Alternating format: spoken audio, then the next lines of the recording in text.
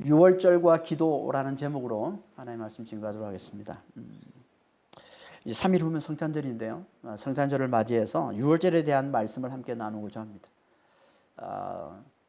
성탄절은 예수님이 이 땅에 오신 날을 기념하는 것이고, 또 유월절은 예수님이 우리를 구원하시기 위해서 죽으시고 부활하신 날을 이제 기념하는 것이기 때문에 얼핏 보면 둘은 이제 다른 것 같지만 실은 같은 의미를 담고 있습니다. 왜냐하면요, 예수님이 이 땅에 오신 목적이 우리를 구원하시러 십자가에 달려 죽으시기 위해서 오셨기 때문에 그런 겁니다. 마태복음 20장 28절입니다. 인자가 온 것은 섬김을 받으려 함이 아니라 도리어 섬기려 하고 자기 목숨을 많은 사람의 대속물로 주려 함이니라. 한마디로 예수님은 우리를 구원하시기 위해 죽으러 오셨다는 겁니다. 그러니까 성탄절과 유월절은 직결되는 거죠. 그래서 오늘 본문의 유월절에 일어난 이 사건과 예수님께서 태어나신 성탄절에 일어난 사건이 매우 흡사한 거예요. 자, 1절 한번 보겠습니다. 12장 1절에 그때 헤롯 왕이 손을 들어 교회 중에서 몇 사람을 해하려 하여. 여기 그때는 우리 앞에서 나누었던 이제 클라우디오 황제, 로마 황제죠. 클라우디오 황제 때 유대 땅에 이제 큰 흉년이 일어나서 안디옥 교회가 유대 교회 이제 형제들을 돕기 위해 헌금을 모아서 바나바와 이 사울 편으로 예루살렘 장로들에게 보낸 때를 얘기하는 겁니다. 그런데 역사 기록을 보면요, 유대 땅에 큰 흉년이 일어났던 때가 AD 46년경이라고 합니다. 그런데 이때는 이미 헤롯 왕이 죽고 난 이후인 거예요. 역사 기록에 보면 헤롯 왕은 AD 44년에 죽습니다. 어떻게 보면 2년의 이제 차이가 있는데요. 그래서 여기 이때 그때라고 하는 이건요, 정확히 큰 흉년이 일어난 그때를 얘기하는 게 아니라 그 무렵을 얘기하는 거예요. 그 무렵. 이제 큰 흉년이 유대 땅에 일어난 날 때 그 무렵. 그러니까 정확히 말하면 뭐 한 2년 정도의 차이는 있죠, 그렇죠? 그 무렵에 이제 예루살렘에 일어났던 이제 큰 사건에 대해서 지금 얘기를 하고 있는 겁니다. 그때 이제 헤롯 왕이 손을 들어서 교회에 속한 자들 중에 몇 사람을 해하려 하였고, 그래서 요한의 형제 야고보를 칼로 죽였다라고 얘기를 하고 있습니다. 2절에 보니까 요한의 형제 야고보를 칼로 죽이니, 그러니까 여기 야고보는 사도 요한이죠. 사도 요한의 형제인 사도 야고보를 얘기하는 겁니다. 성경에 보면 야고보가 이제 여러 명이 나오기 때문에 이불로 요한의 형제 이렇게 알려주는 거예요. 그러니까 사도 야고보를 얘기하는 겁니다. 그러니까 당시 유대 왕인 이 헤롯 왕은 예수를 그리스도가 뭐예요? 기름 부음 받은 왕이잖아요. 메시아. 예수를 예수를 왕으로 믿고 따르는 이 교회를 없애기 위해서 그 교회 지도자들이 이제 사도들을 죽이려고 했고요. 그 본보기로 사도 야고보를 칼로 죽였다는 겁니다. 지금까지는 주로 대제사장과 유대인들이 교회를 핍박했는데, 그렇잖아요. 대제사장과 유대인들이 교회를 핍박해서 모세 율법을 무시한다고, 멸시한다고, 오직 예수의 부활과 은혜만을 전한다고, 이제 교회를 핍박해서, 그래서 스데반이 순교를 당하고, 그래서 예루살렘 교회가 그 핍박으로 인해서 전 세계에 흩어지는 이런 일이 있었잖아요. 지금까지는 그래 왔는데 주로 대제사장과 유대인들이 이제 주동이 돼서 이렇게 교회를 핍박했었는데, 교회 탄생 후 처음으로 이제 유대 왕인 이 헤롯 왕이 이제 교회를 핍박하고 있는 것으로 이제 말씀을 하고 있습니다. 헤롯 왕이 교회를 왜 핍박할까요? 헤롯 왕이 두 가지 이유 때문에 그런 겁니다. 하나는요, 교회가 그리스도를 왕으로 섬기기 때문에 그런 거예요. 자기가 왕인데 지금. 근데 교회는 보니까 또 다른 왕을 섬기고 있네. 그래서 핍박하는 거예요. 두 번째는요, 유대인들에게 잘 보이기 위해서. 유대인들이 보니까 교회를 핍박하는 게 유대인들이 좋아해. 그래서 유대인이 잘 보이기 위해서 교회를 핍박을 하는 겁니다. 여기 나오는 이 헤롯 왕은요, 예수님께서 태어나실 때 예수님을 죽이려고 했던 헤롯 대왕의 손자입니다. 그러니까 예수님 태어났을 때 예수를 죽이려고 했던 헤롯 왕 있잖아요. 그건 이제 헤롯 대왕이라고 불러요. 어떻게 보면 이 헤롯 왕조를 연 그 왕이고, 이 헤롯은.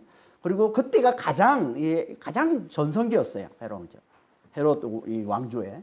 그래서 그 헤롯을 헤롯 대왕이라고 부르고, 여기 나오는 본문에 나오는 이 헤롯 왕은 그 손자인 헤롯 아그리파 1세예요. 아그리파 1세.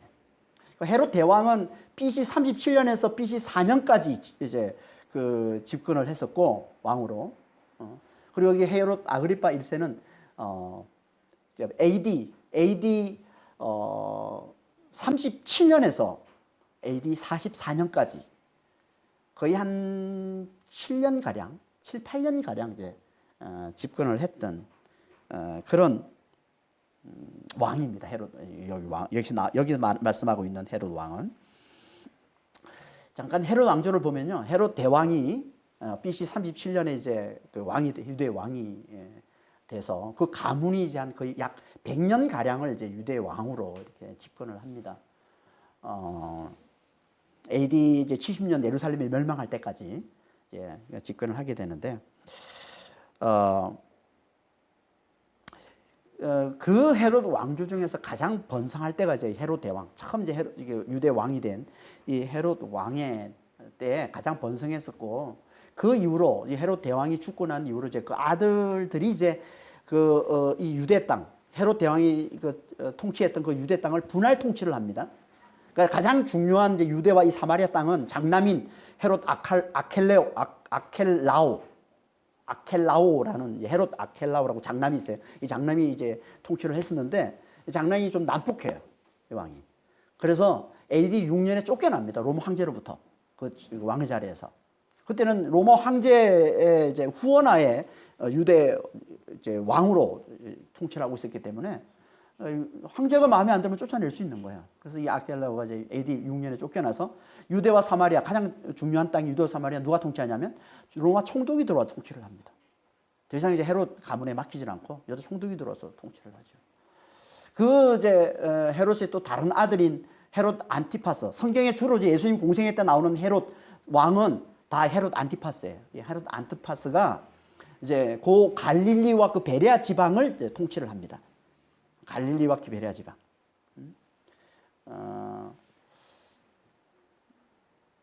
그리고 이제 그 위에, 갈릴리 위에 있는 지방, 갈릴리 북부 지방과 그리고 뭐 이두레 지방 있어요. 그 지방은 이제 이복 동생인 빌립 2세가 이제 통치를 합니다. 그래서 거기 보면 이제 가이사랴 빌립보라는 거기 이제 가이사랴 빌립보가 이제 빌립 왕이 세운 이제 가이사랴 황제에게 바치는 이제 도시를 건설한 게 가이사랴 빌립보. 거기서 예수님께서 제 아들에게 물어보잖아요. 너희는 나를 누구로 아느냐? 이렇게 물어보잖아요. 사람들이 나를 누구로 아느냐? 너희는 나를 누구로. 그때 베드로가 고백한 게 이제 우리 신앙 고백이 되는 거죠. 주는 그리스도시여서 하나님의 아들이십니다. 이게 가이사랴 빌립보 지방에서 나온 고백이란 말이에요. 그 지방을 통치했던 게 이제 그때 헤롯 빌립 2세.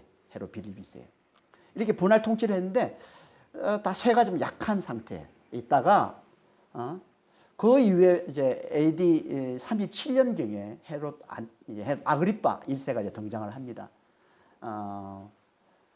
헤롯 아그리파 1세는 이제 헤롯 대제의 손자고 헤롯 안티파스의 조카뻘인데요. 왕에 대한 야심이 큰 사람이에요, 헤롯 아그리파가. 그래서 어떻게 보면 로마 황제의 어떤 줄을 잘 쓴 거예요. 그때 로마 황제가 이제 칼리쿨라라는 로마 황제가 당시 이제 로마 황제였었는데 AD 37년에 그 칼리쿨라가 로마 황제 되는데 도움을 준 거예요.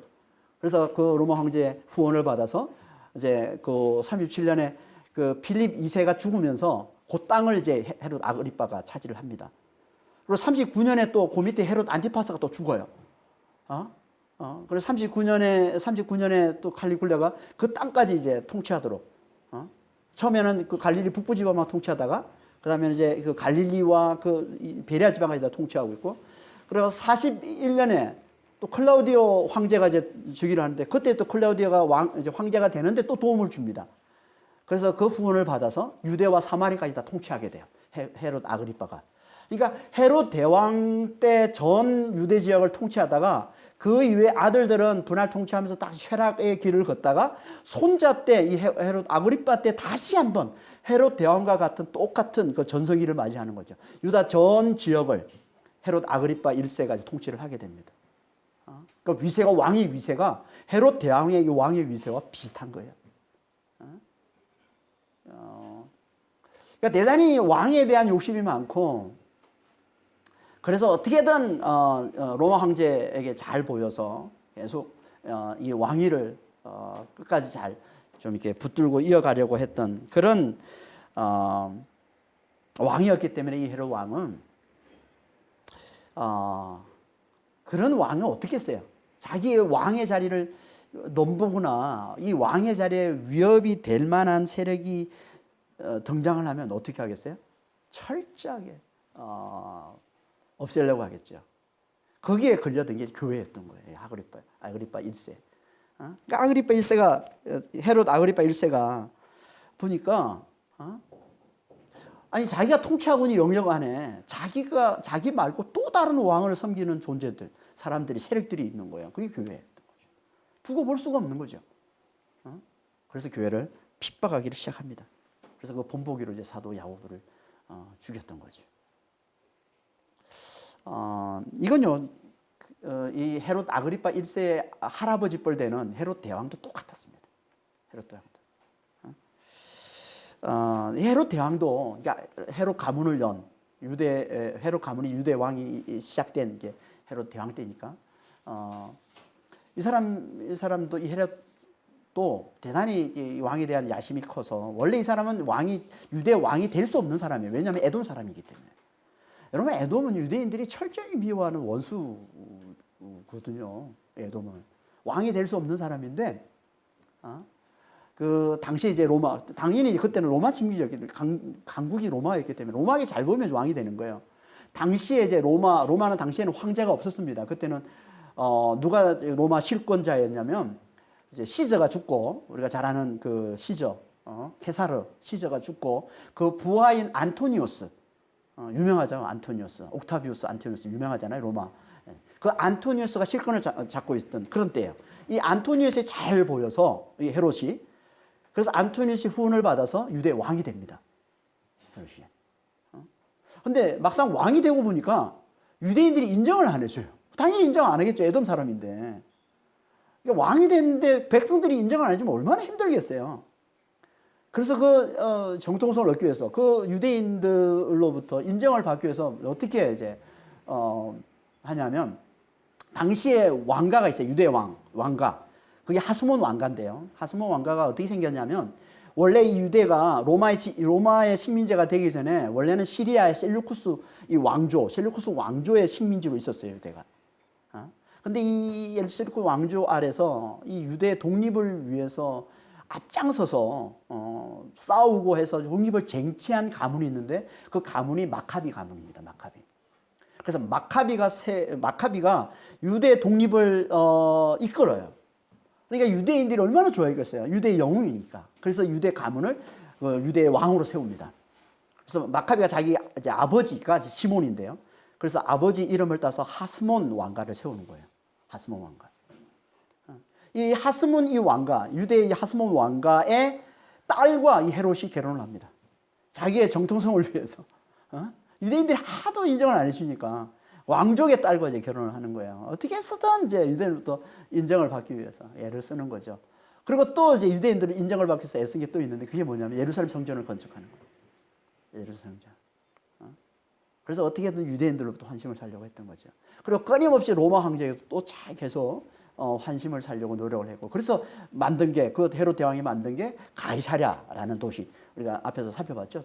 사도행전 앞부분에 우리가 살펴본 가이사랴라는, 그게 황제에게 바치는 도시거든요.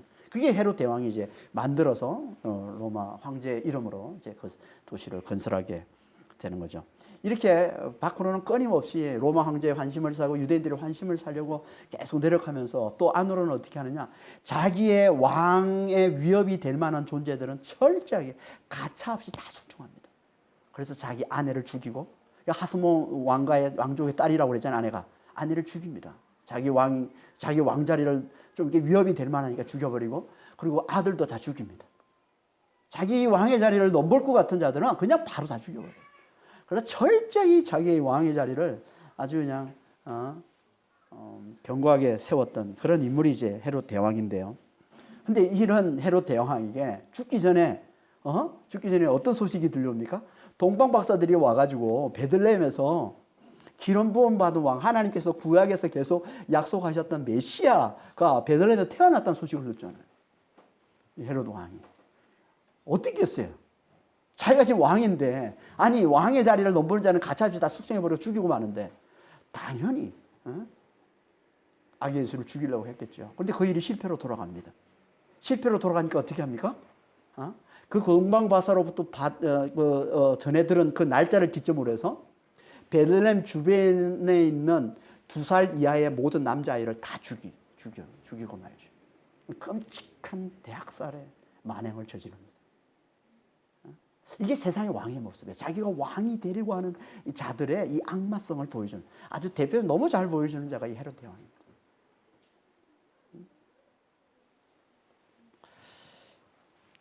이 끔찍한 일이 일어난 때가 언제예요? 이때가 성탄절이에요. 예수님이 태어나신 때. 그러니까 성탄절은 하나님께서 우리를 구원하시기 위해서 구약에서부터 계속 약속하신 기름 부음 받은 왕 메시아를 이 땅에 보내주신 너무나 기쁘고 복된 날이지만, 세상의 왕은 이것이 자신의 왕됨을 위협하는 것으로 여기고 그분을 철저히 죽이려 덤벼드는 날, 이 날이 성탄절이라는 거예요. 성탄절은 마냥 기쁘기만 한 날이 아니에요. 세상의 왕으로부터 끊임없이 죽임과 환난을 당하는 날이 또 성탄절입니다. 그럼 이게 세상의 왕들의 모습이라는 거예요. 세상의 왕들. 세상의 왕들이라는 건요, 그냥 왕의 자리에 있는 사람만 말하는 게 아니라 자신이 왕이 되는, 세상에서 자신이 왕이 되고자 하는 자, 사람들 위해 자신을 높이고자 하는 자들은 성경에서 다 왕이라고 그러는 거예요. 계시록 보면 이제 왕을 세상의 왕이란 말을 자주 쓰잖아요. 이게 다 자기가 세상의 왕이 되고자 하는 자, 사람들 위해 자기를 높이려고 하는 자를 다 그렇게 칭하고 있는 세상의 왕. 이런 자들은 절대 예수님의 탄생을 환영하지 않습니다. 그렇죠? 예수님께서 구원자로 이 땅에 오셨다는 것 절대 인정하지 않습니다. 인정할 수가 없어요. 자신이 구원자가 되어서 모든 사람들부터 높임 받아야만 직성이 풀리는 이들이기 때문에 이들은 절대 예수님을 왕으로, 그리스도로, 우리의 구원자로 절대 인정할 수가 없는 거예요. 이걸 대표로 상징적으로 보여주는 인물이 누구예요? 그게 헤롯이라는 거예요. 헤롯 대왕도 마찬가지고, 헤롯 왕도, 헤롯 아그리파 1세, 헤롯 왕도 똑같아요. 그러니까 상징적으로 보여주는 거예요, 지금.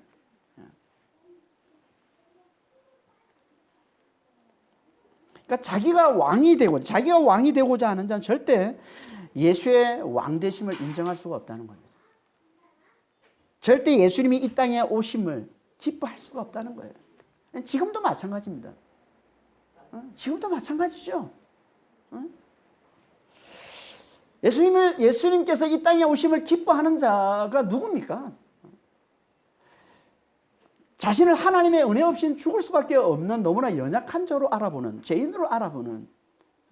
그래서 이 죄와 사망 가운데 있는 자신을 구원하시기 위해서 하나님께서 독생자 예수 그리스도를 이 땅에 보내셨음을 알아보는 자만 예수님께서 이 땅에 오신 것을 환영하고 기뻐할 수 있는 것이지.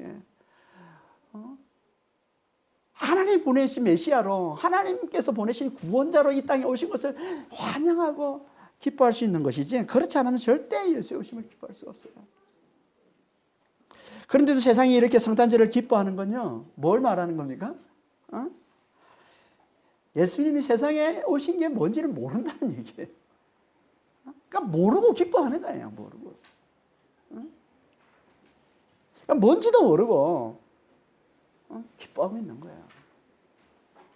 너무너무 어리석은 거죠. 마치 죄에 사로잡혀 사는 자신을 심판하러 오신 분을, 멸하러 오시는 분을 기뻐하는 것 같은 거예요. 어제 뉴스에 보니까 조계사에 기쁘다 구주 오셨네 플랜카드로 또 뉴스가 나오더라고요. 조계사에서 기쁘다 구주 오셨네 플랜카드를, 예수님 오신 날을 기뻐하더라 이러면서. 예수님 왜 오시는지에 관심이 없어요. 그냥. 그러니까 세상이 다 좋아하니까 그냥 좋아하는 거예요. 그냥.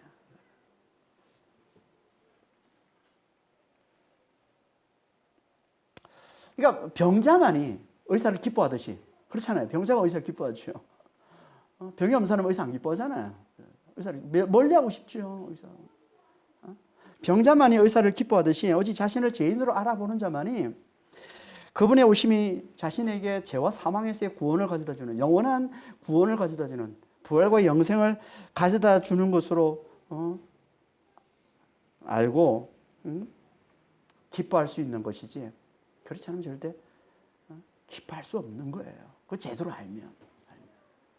그러니까 모르니까 기뻐하고 있는 거예요. 모르니까.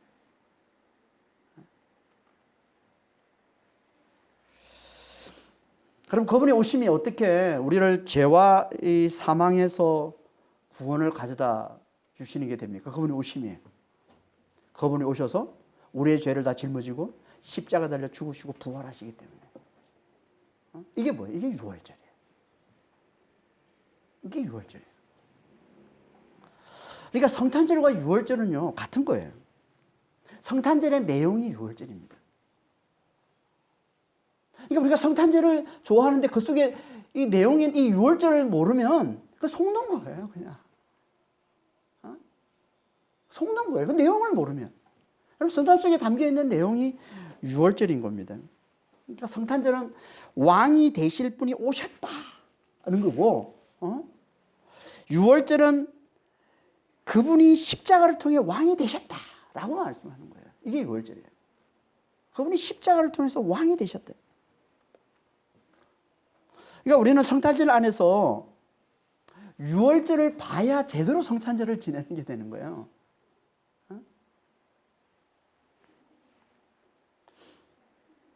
그래서 초대교회에서는요, 성탄절을 따로 지내지 않았습니다. 초대교회에서는요, 유월절 안에 성탄절의 의미를 담아서 지냈습니다.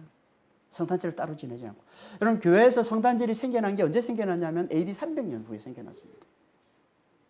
그전에는 성탄절이 없었습니다. AD 300년 이후에 교회 교부들이 그리스도의 이 성육신의 이 의미를 되새기기 위해서 성탄절을 따로 만들어서 절기로 삼아서 지냈던 거예요. 날짜도 정확하진 않아가지고 처음에는 뭐 4월이다, 3월이다, 1월이다. 그래서 지금도 아직 1월로 성탄절을 지내는 게 있죠. 정교회 쪽에서는 지금 러시아 정교회나 아르메니아 쪽에는 아직 1월 성탄절로 여기 있습니다. 그러다가 이제 오랜 기간 동안 이 날짜를 이 교회 당시 교회 지도자들이 이제 의논해서 12월 25일로 정해놓고 지금까지 이제 성탄절을 지내고 있는 건데요. 이 성탄절이 생기게 된 건 그리스도의 성육신의 의미를 되새기기 위해서 나중에 따로 생겨난 절기가 바로 성탄절이라는 겁니다. 하지만 그 성육신의 핵심이 뭐예요? 예수님의 성육신의 핵심이 뭐예요? 십자가의 죽음이잖아요. 육신을 거기 땅에 오신 목적은 하나예요. 죽으시기 위해서입니다. 육신 입지 않으면 죽으실 수가 없잖아요. 우리의 죄를 다 짊어지고 우리의 육신을 대신 짊어지시고 죽으셔야 되는데 육신을 입지 않으면 죽으실 수가 없기 때문에 육신을 입고 이 땅에 오신 거예요. 이게 성탄절이란 말이에요. 그러니까 성탄절 안에는 반드시 유월절이 담겨 있는 거예요. 유월절. 그래서 초대교회 때는 유월절 안에 성탄절의 의미를 담아서 지냈던 거지. 그러니까 지금 우리도 성탄절 안에 유월절의 의미를 담아서, 그리고 유월절에는 우리 부활절을 지내고 있지만 이 부활절에는 또 성탄절의 의미를 담아서 지내는 게 이게 맞는 거예요. 성탄절과 유월절은 같이 가는 거란 말이에요. 이게 하나란 말이에요. 성탄절과 유월절은. 성탄절 6월절의 의미는 생각지도 않고 그분의 죽으신 거 부활은 생각지도 십자가는 생각지도 않고 그냥 그분의 오심만 아기 예수님 아기 예수님 그 껍데기만 보는 거란 말이에요. 껍데기. 그건 속는 거란 말이에요. 성탄절 속에 6월절을 봐야 됩니다. 십자가를 봐야 됩니다. 그게 내용이니까. 그게. 그러니까 성탄절에 이 예수의 오심을 미워한 이 세상은요, 당연히 6월절에 예수께서 십자가를 통해 왕이 되셨다는 것 또한 미워할 수밖에 없는 거죠. 그래서 헤로드 왕이 48년 전에 48년 전 예수님이 이 땅에 오실 때 그분의 왕되심을 대적하여 그분을 철저히 핍박했던 것처럼 48년 후에 그 손자가 BC 4년에 예수님 태어났을 때 헤롯 대왕이 핍박해서 죽이려고 가락해 철저히 죽이려 애썼던 것처럼 48년 후에 AD 44년경에 헤롯 이 대왕의 손자인 헤롯 아그리파 1세 헤롯 왕이 또 똑같이 교회를 철저히 핍박하고 있는 겁니다. 그런데 이 날을 뭐라고 얘기하고 있어요? 이게 6월절이다라고 두 번 반복해서 말씀하고 있어요. 그게 3절 4절 말씀입니다. 3절 4절 한번 볼까요? 유대인들이 이 일을 기뻐하는 것을 보고 베드로도 잡으려 할세 때는 무교절 기간이라 잡으면 옥에 가두어 군인 내식인 내패에게 맡겨 지키고 6월절 후에 백성 앞에 끌어내고자 하더라. 끌어내서 죽이려고 한다는 거죠. 헤로드 왕이 야고보를 죽인 걸 보고는 유대인들이 너무 좋아하는 거예요. 그렇잖아요. 백성들이 인기를 얻는 일이라면 뭐든지 할 거 아니에요. 왕이니까. 그러니까 이번에는 더 큰 놈을 죽여야 되겠다. 그래서 당시에 이 교회를 대표하는 베드로를 잡아서 죽이려고 하는데 마침 그때가 무교절인 거야. 그래서 죽일 수는 없고. 왜냐하면 무교절 6월절은요. 유대인들은 하나님의 구원을 기념하는 날이기 때문에 그날은 재판도 하지 않고 처형을 금지했습니다. 무교절 기간 동안에는 유대인들이. 그러니까 유대인들이 환심을 살려고 하는 거기 때문에 당연히 무교절에는 죽일 수가 없는 거죠. 그래서 감옥에 가뒀다가 무교절이 끝나면 이제 끌어내서 죽이려고 했던 겁니다. 그런데 그 무교절 기간을 4절에서는 6월절 이렇게 부르고 있어요. 6월절. 이 6월절은요, 6월절이란 말은 패사흐라는 말인데, 이게 원래 건너뛰다, 건너가다, 영어로 하면 패스오버라고 그러죠. 패스오버. 건너가다, 건너뛰다라는 말인데요. 이 말은 이제 애굽에 이스라엘 백성들이 짐 문설주에 어린 양의 피를 바름으로 죽음의 사자가 그 피가 발려 있는 그 집을 건너뛰었다라고 해서 생긴 용어예요. 패사흐, 건너뛰다 라는 말인데. 그래서 사망에서 구원받게 된 것을 기념하는 날, 이게 6월절이에요. 6월절. 그리고 무교절이라는 이 말은요, 원래 무교라는 이 말이 누룩 없는 빵이라는 뜻이에요. 누룩 없는 빵. 6월절에 이 이스라엘 백성들이 먹었던 게 무교병, 그러니까 누룩 없는 빵이었던 거예요. 누룩 없는 빵. 왜 6월절에 누룩 없는 빵을 먹냐면 누룩은 죄를 상징하는 겁니다. 그러니까 누룩이 없다는 건 죄가 없다는 거죠. 그러니까 죄와 어린 양의 죽음으로, 어린 양의 피로 죄와 사망에서 자유케 된 것을 상징적으로 보여주는 거예요. 그래서 6월절에 무교병을 먹는 거예요. 죄가 없는, 죄와 사망에서 자유케 된 걸 보여주는 거예요. 무교병을 먹으면서. 그러니까 6월절에 무교병을 먹은 것을 기념해서 6월절 다음 날로부터 해서 일주일간 무교절 기간을 지내서 무교병만 먹는 기간, 일주일 동안 무교병만 먹는 이제 무교절 기간을 지낸 거예요. 이걸 이제 무교절 이렇게 부른 거예요. 그런데 신약에서는요, 이 둘의 구분이 없어요. 신약에서는 6월절, 무교절을 그냥 같은 의미로 통칭해서 씁니다. 그래서 누가복음 22장 1절에 보면 이렇게 말씀하고 있어요. 6월절이라고도 하는 무교절. 그러니까 6월절, 무교절은 같은 의미로 쓰고 있는 거예요, 신약에서. 그러니까 지금 무교절, 6월절 같은 의미를 지금 반복해서 지금 누가가 지금 얘기를 하고 있는 거죠. 6월절, 무교절.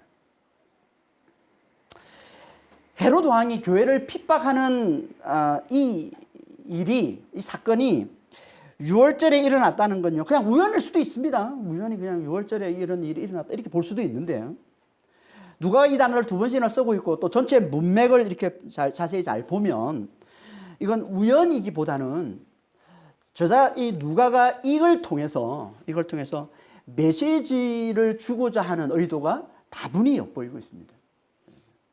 이걸 통해서. 그래서 유월절을 강조하고 있는 거예요. 유월절의 메시지를 교회에 전하고 싶은 거야. 유월절의 메시지가 뭡니까? 유월절의 메시지가 뭐예요? 하나님의 백성은 세상에서 환난을 당하고 세상에서 죽임을 당하지만 그래도 반드시 다시 살아나게 된다는 이 죽음과 부활의 메시지를 전하는 거예요. 이게 유월절의 메시지예요. 세상에서 환난을 당하지만, 세상에서 죽임을 당하지만 반드시 하나님의 백성들은 반드시 구원에 이르게 된다는, 반드시 부활에 이르게 된다는 것을 전하는 것. 이게 유월절 메시지인 겁니다. 여러분, 유월절이 좀 전에도 나누었지만 유월절은 원래 하나님께서 애굽을 심판하셔서 애굽의 모든 장자들을 다 멸하실 때 당신 백성들, 이 하나님의 백성들에게만 어린 양의 피를 문설주에 바르게 하셔서 그 피를 바른 그 집에 있는 장자들만 죽음에서 구원해 내신, 이걸 말하는 겁니다. 이게 유월절입니다. 그러니까 죽을 수밖에 없는 자가 어린 양의 피로 구원받게 되는 걸 얘기하는 거예요.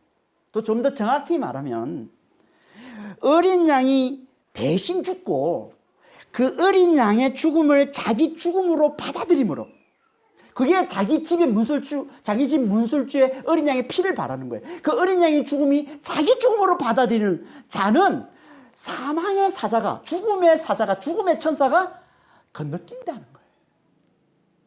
자기를 죽은 자로 인정하는 자는 죽음의 사자가 건너뛰는 거예요.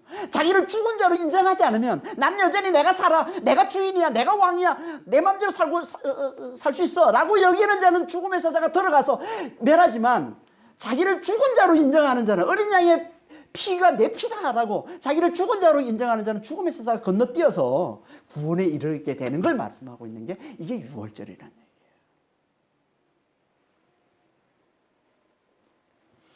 구약의 이 유월절은요, 신약에서의 그리스도의 죽음과 부활을 예표하는 거라고 했습니다. 그러니까 어린 양으로 애굽의 이스라엘 백성들이 구원받은 이 사건은 종말에 그리스도께서 오셔서 그로 말미암아 온 인류가 구원받게 될 그리스도의 십자가와 부활 사건을 앞서서 미리 보여주는 거라는 거예요. 이게 예표라고 그랬습니다. 그래서 그래서 그리스도를 뭐라고 불러요? 유월절의 어린 양 이렇게 부르는 거예요. 고린도서 5장 7절입니다.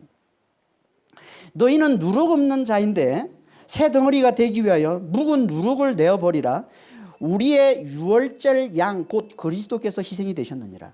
요한복음 1장 29절에 세상 죄를 지고 가는 하나님의 어린 양이로다. 그러나 유월절은 세상에 의해 죽임당한 그리스도께서 다시 살아나신 거예요. 그러니까 이게 표면적으로 보면 그렇게 보는 거예요. 세상에서 죽임당한 그리스도께서 다시 살아나신 거예요. 하지만 좀 더 구체적으로, 좀 더 정확하게 말하면 그리스도께서, 세상에 죽임당한 그리스도께서 우리의 모든 죄를 대신 다 짊어지고 십자가에 달려 죽으셨지만 다시 살아나셔서 우리에게 구원을 가져다 주시는 걸 얘기하는 거죠. 다시 말해서 그걸 믿는 자, 예수님께서 우리의 모든 죄를 다 짊어지시고 죽으셨다는 거예요. 예수님과 함께 내가 죽어서 이제 내가 예수님의 생명으로 사는 자가 됐다는 거예요. 예수님이 우리 죄를 다 짊어지심으로 그분이 우리를 구원해 주셨다라는 것을 진리로 받아들이는, 이게 믿는 자거든요. 이걸 진리로 받아들이는 자.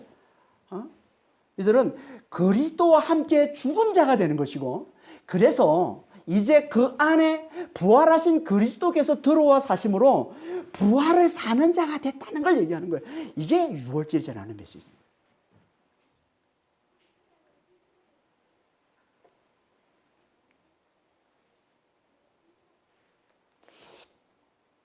그러니까 유월절의 이 메시지를 담아서 말씀하고 있는 게 오늘 본문 말씀인 겁니다. 그래서 유월절에 사도 야고보는 세상의 왕에 의해서 칼에 맞아 죽지만 사도 베드로는 그 가운데서 다시 살아나는 거예요. 이 베드로의 이 구원, 베드로의 부활에 대한 이야기는 다음 시간에 자세하게 살펴볼 겁니다. 6절 이야기 그 말씀 구체적으로 다시 말씀하고 있기 때문에. 그러니까 야고보의 사도 야고보의 죽음과 사도 베드로의 구원, 사도 베드로의 이 부활은 유월절의 메시지, 곧 믿는 자의 죽음과 부활을 확실히 깨우쳐 주기 위해서 하나님께서 우리에게 보여주시는 그림인 겁니다. 하나님의 종인 두 사도, 사도는 교회를 대표하는 겁니다. 왜냐하면 사도 위에 세우신 게 교회라고 했으니까. 사도 위에 세우신 게 교회거든요. 사도는 교회를 대표하는 거예요. 그러니까 하나님의 종인 이 두 사도의 죽음과 부활을 통해서 교회는 세상에서 죽임을 당하지만 반드시 다시 살아나 부활과 영생에 이르게 될 것임을 우리에게 확실히 깨우쳐주고 계신 거예요. 이 그림을 통해서. 여러분 이 말씀을 이 6월절의 메시지를 이 6월절의 메시지 세상에 의해서 죽임을 당하지만 반드시 다시 하나님께서 반드시 부활에 이르게 하심을 반드시 구원의 내심을 우리에게 말씀하고 있는 이 메시지로 들어야지 아니면 시험에 듭니다. 이 말씀을. 그래서 많은 사람들이 이 말씀을 보면서 왜 하나님께서 야고보는 죽게 내버려 두셨을까? 이런 의문을 품는 거예요. 왜? 많은 사람들이 야고보의 죽음에 대해서 안타까워합니다. 아니 하나님께서 베드로들에게 살리시는 하나님께서 왜 야고보는 뭐 안 살리시지? 왜? 야고보는 대체 뭐야? 왜 야고보는 아무 한 것도 없는데 야고보는 데려가 버리시지 그냥? 야고보 한 게 이거예요. 사도 야고보는 딱 한 번 나오면 여기 죽는 것으로. 사도 중에 가장 일찍 죽는 것으로 나오는 거죠. 왜 사도 야고보는 왜 아니 하나님이신데 아니 베드로는 이렇게 놀랍게 구원해 주시면서 어떻게 야고보는 그냥 죽게 내버려 두시지? 의문을 품는 거예요. 그래서 그 죽음을 안타까워하는 사람들이 많은데요. 여러분 그건요 죽음을 저주라고 보는 이 육신적인 생각을 가지고 말씀을 보기 때문에 그런 겁니다. 육신적인 생각으로 말씀 보면 이 죽음은 저주예요. 절대 받아들일 수가 없어요. 어떻게 하나님 그럴 수가 있어? 어떻게 죽게 내버려 둘 수 있어요? 이건 안 되는 거야. 이건 안 되는 거야. 하나님 잘못한 거야. 이거는 하나님 문제 있는 거야. 죽음을 저주로 보면. 하지만 우리 하나님께는 절대 죽음이 저주가 아닙니다. 많은 사람들이 이걸 몰라요. 육신적인 생각을 가지고 말씀을 보기 때문에 이걸 깨닫지는 못하는 거예요. 그래서 늘 죽음 앞에서는 시험에 들어 사람들이. 여러분 우리 하나님 앞에서 죽으면 절대 저주가 아닙니다. 우리 하나님은 죽음을 복이라고 보세요. 복이라고 말씀하신다니까요. 보겠습니다. 시편 116편 15절입니다. 그의 경건한 자들의 죽음은 여호와께서 보시기에 귀중한 것이로다. 요한계시록 14장 13절입니다. 지금 이후로 주 안에서 죽는 자들은 복이 있도다 하시매 성령이 이르시되 그러하다. 그들의 수고를 거치고 쉬리니 이는 그들의 행한 일이 따름이니라 하시더라. 여러분 우리 하나님께는 죽음이 저주가 아니에요. 하나님께는. 그러니까 우리가 빨리 하나님의 시각을 가져야지. 하나님의 관점을 가지고 말씀을 봐야지. 자꾸 우리 육신적인 생각을 가지고 말씀 보면요. 이 말씀은 우리가 시험 들게 하는 거 투성입니다. 그러니까 하나님께서는 당신의 뜻을 위해 당신의 백성을 일찍 데려가시기도 하시고 오래 살아남아 있게 하시는 거예요. 당신의 뜻을 위해서. 그러니까 이건 우리의 믿음에 많고 적음하고 아무 상관없는 거예요. 하나님의 축복과 저주하고 아무 상관없는 겁니다. 여러분 일찍 죽는 게 저주라면요. 하나님과 평생 동행만 하고 살다가 365살 때 하나님께서 데려가신 에녹은 저주받은 자가 되는 겁니다. 왜? 당시 사람들은 다 900살까지 살았으니까. 다 900살을 살았는데 에녹만 가장 일찍 죽었어요. 365살에. 요즘으로 치면 다 90살을 사는데 에녹만 36살에 35살에 죽는 거. 이것만큼 저주가 어디 있습니까?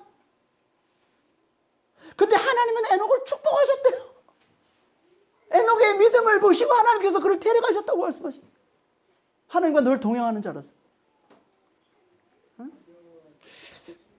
그러니까 일찍 데려가시는 게 무슨 저주고 오래 사는 게 복이. 여러분 빨리 깨시길 바랍니다. 이거 아니에요. 이거 성경적인 거 아닙니다. 하나님의 뜻을 위해서 하나님은 일찍 데려가기도 하시는 거고 오래 살아남아있기도 하시는 겁니다. 하나님의 뜻에 달린 것이지. 하나님의 섭리에 달린 것이지. 우리 기준으로 우리 잣대로 육신적인 생각으로 그게 그 선악을 판단하고 말이에요. 그걸 정죄하고. 교회를 다닌다면서도 그런 잘못된 생각을 가지고 있는 사람들이 얼마나 많은지 모르겠어요. 그러니까 야고보는 죽게 내버려 두시고 베드로는 살려주신 것도 하나님의 뜻을 위해서라는 겁니다. 하나님의 뜻. 하나님의 뜻이 뭡니까? 그 6월절의 메시지. 하나님을 믿는 자들은 세상의 왕들에 의해서 세상에서 환난과 죽임을 당하지만 결국엔 반드시 부활에 이르게 된다는 이 메시지를 확실히 깨워주기 위해서 교회에 이 메시지를 확실히 깨워주기 위해서 하나님께서 그렇게 쓰시는 겁니다. 그래서 6월절에 세상의 왕위에서 한 사도는 죽임을 당하지만 한 사도는 하나님의 놀라운 능력으로 죽은 자 가운데서 다시 살아나 부활에 이르게 됨을 아주 길고 아주 자세히 아주 구체적으로 말씀해 주고 있습니다. 그게 다음 주부터 우리가 살펴보게 될 6절부터 19절까지 말씀이에요. 그런데 베드로가 하나님의 놀라운 능력으로 부활에 이르기 전에 교회가 행한 일이 있다고 합니다. 그게 뭡니까? 간절한 기도예요. 그게 5절 말씀이죠. 간절한 기도. 12장 5절입니다. 이에 베드로는 옥에 갇혔고 교회는 그를 위하여 간절히 하나님께 기도하더라. 여러분 이 기도를 타고 하나님이 역사하신다는 거 아세요? 이 기도를 타시고 하나님이 일하시는 겁니다. 이 기도를 타고 하나님께서 베드로를 구원하시는 거예요. 이 기도를 타고 죽은 베드로를 하나님이 다시 살려주시는 겁니다. 이 기도를 타고.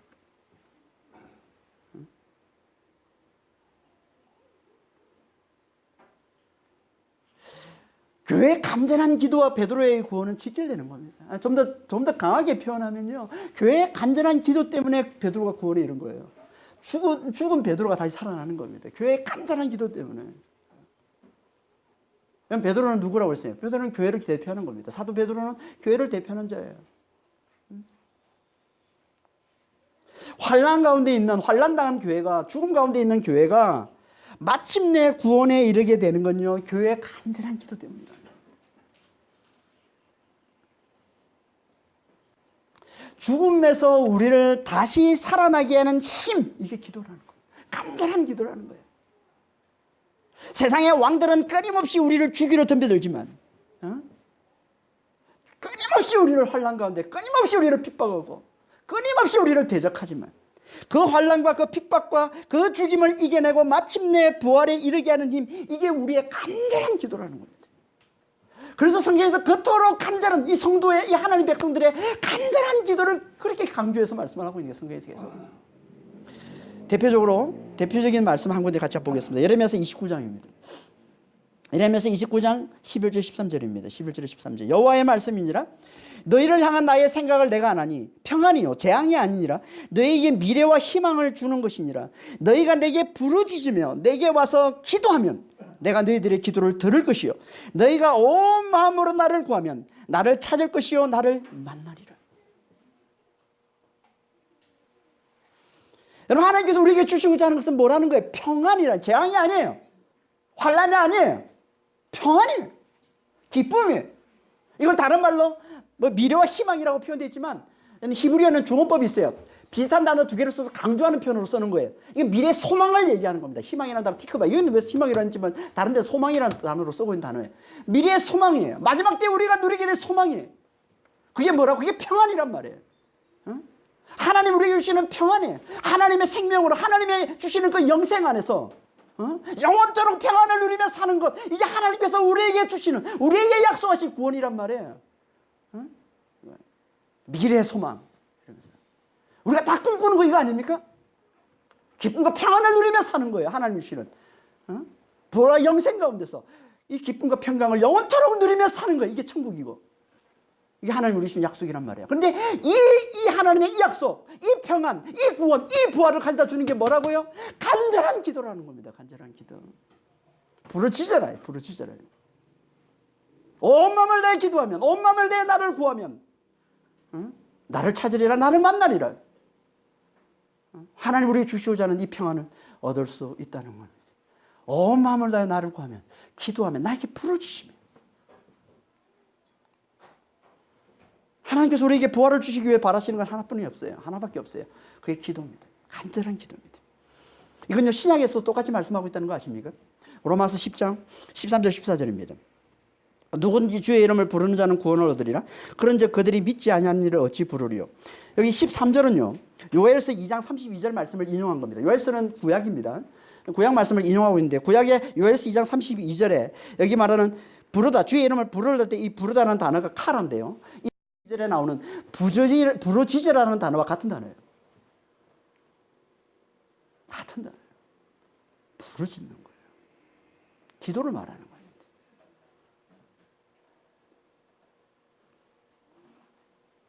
믿는 자는 기도하게 돼 있고, 믿지 않고서 어찌 부르짖으리요. 믿는 자는 기도하게 돼 있다는 거예요. 그 기도하는 자를 하나님께서 가져다 주시는 게 뭐라고요? 그게 구원이라는 겁니다.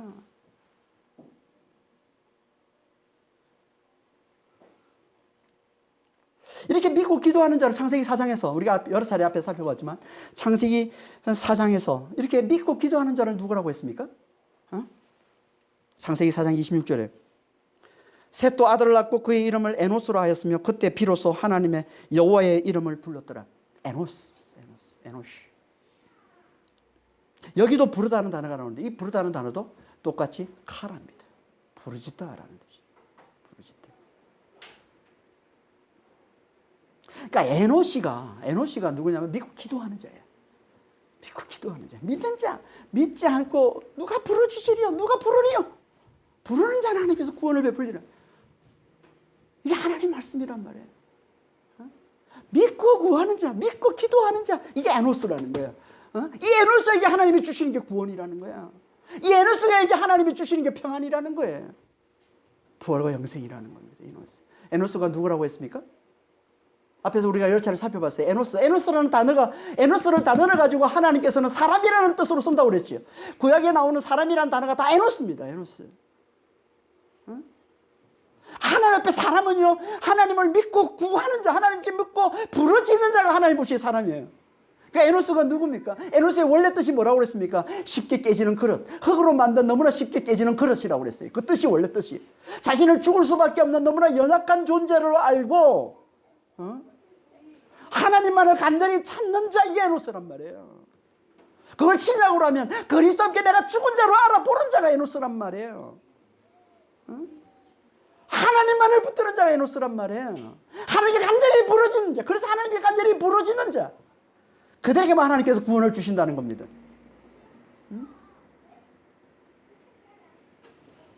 그러니까 믿는 자는 부르짖는 자가 되는 것이고 이 부르짖는 자에게 주시는 게 구원이라는 겁니다. 여러분, 우리는 하나님을 믿습니까? 여러분 진짜 하나님을 믿어요?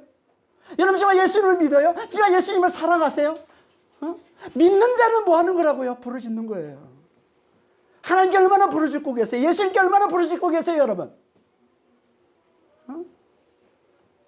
주님이 없으면 저는 죽은 자입니다, 주님. 저는 망한 자입니다, 주님. 하나님이 도우시지 않으시면, 하나님이 함께하지 않으시면, 은혜를 베풀어 주지 않으시면, 내 구원이 되어주지 않으시면 저는 죽을 수밖에 없는 자입니다, 주님. 그렇게 주님을 얼마나 부르세요? 얼마나 부르짖어요? 그에게 주어지는 게 구원이라는 거예요. 그에게 하나님께서 주시는 게 구원이라는 거예요. 그에게 하나님이 주시는 게 평안이라는 거예요.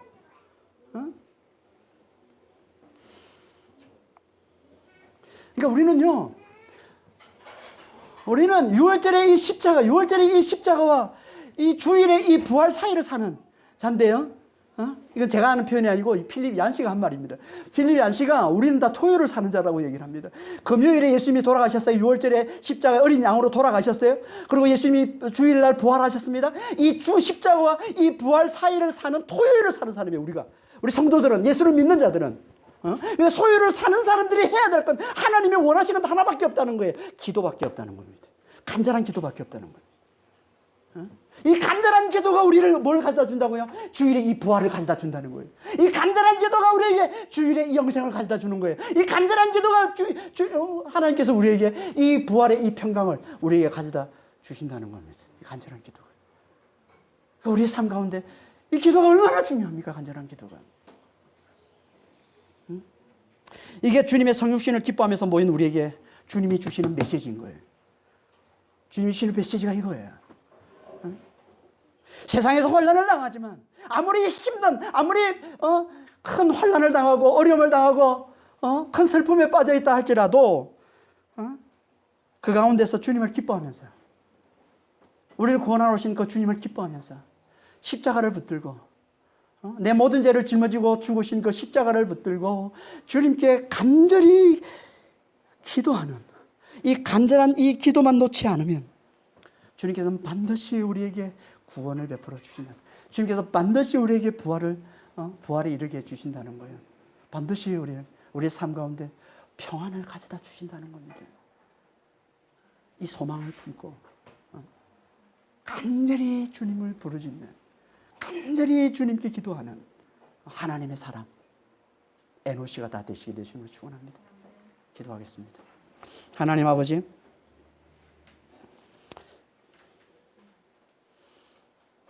주님의 성육신, 그 우리의 구원을 위해서 죽으러 오신 주님을 기뻐하면서 모인 저희 모두에게 주님,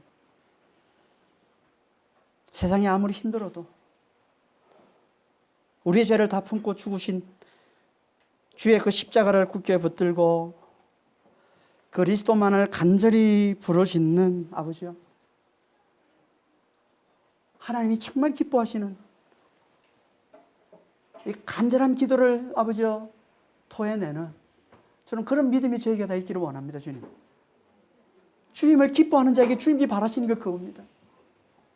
주님이 이 땅에 오심을 기뻐하는 자들에게 주님이 정말 원하시는 게 그거라고 주님 말씀하셨사오니, 주여 우리는 주님을 기뻐하면서 늘 주님 앞에 간절한 기도로 나오는 자가 되게 도와주시옵소서. 그들에게 주님께서 약속하신 대로 아버지의 평강을 부어주시옵소서. 구원을 베풀어 주시옵소서. 베드로에게 주신 것처럼 아버지여 죽은 자 가운데서 부활에 이르는 아버지여 놀라운 축복을 부어 주시옵소서. 아버지여 이 삶이 우리가 우리 삶 가운데서 날마다 경험하는 삶이 되기를 원합니다.